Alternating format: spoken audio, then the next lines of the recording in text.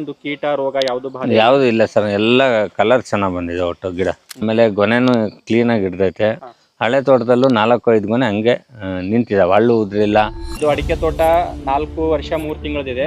So ಇವರು last time ಹಿಂಗಾರಿನ ಸಮಯದಲ್ಲಿ ಅಂದರೆ ನವೆಂಬರ್ ಡಿಸೆಂಬರ್ ಅಲ್ಲಿ C3 ಕಂಪ್ನಿದು ಗೊಬ್ಬರ ಕೊಟ್ಟಿದ್ರು. SMS, ಪಂಚು, A1 ಮತ್ತೆ ಪವರ್ ಹಿಟ್ ಅಂತ.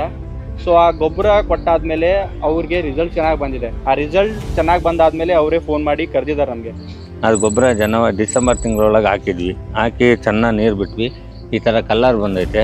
ಆಮೇಲೆ ಗೊನೆನೂ ಕ್ಲೀನಾಗಿ ಹಿಡ್ದೈತೆ. ಅಡಿಕೆನೂ ಚೆನ್ನಾಗಿ ಬಂದೈತೆ. ಈಗ ನೀವು ಲಾಸ್ಟ್ ಟೈಮ್ ಏನು ಗೊಬ್ಬರ ಕೊಟ್ಟಿದ್ರಲ್ಲ, ಅದರಲ್ಲಿ ಆರ್ಗ್ಯಾನಿಕ್ ಕಾರ್ಬನ್ ಇತ್ತು, NPK ಗೊಬ್ಬರನೂ ಇತ್ತು, ಮೈಕ್ರೋ ನ್ಯೂಟ್ರಿಯೆಂಟ್ಸ್ ಅಂತ ಜಿಂಕು, ಬೋರಾನು, ಮ್ಯಾಂಗ್ನೀಸು, ಫೆರಸು ಈ ತರ ಎಲ್ಲಾ ನ್ಯೂಟ್ರಿಯೆಂಟ್ಸ್ ಕೊಟ್ಟಿದ್ವಿ ನಾವು. ಸೊ ಆ ತರ ಎಲ್ಲಾ ಗೊಬ್ಬರ ಕೊಟ್ಟೋದ್ರಿಂದ ನಿಮ್ಗೆ ಏನಾಗಿದೆ, ಅರಳುದ್ರೋದು ಕಡಿಮೆ ಆಗಿದೆ, ಕಾಯಿ ಕಚ್ಕೊಳ್ಳೋದು ಹೆಚ್ಚಾಗಿದೆ, ಕಾಯಿ ಚೆನ್ನಾಗಿ ಕಚ್ಕೊಂಡಿದೆ, ಮತ್ತೆ ಎಲ್ಲೇ ಒಂದು ಕೀಟ ರೋಗ ಯಾವುದು ಬಾಧೆ ಯಾವುದು ಇಲ್ಲ ಸರ್, ಎಲ್ಲ ಕಲರ್ ಚೆನ್ನಾಗಿ ಬಂದಿದೆ ಒಟ್ಟು ಗಿಡ.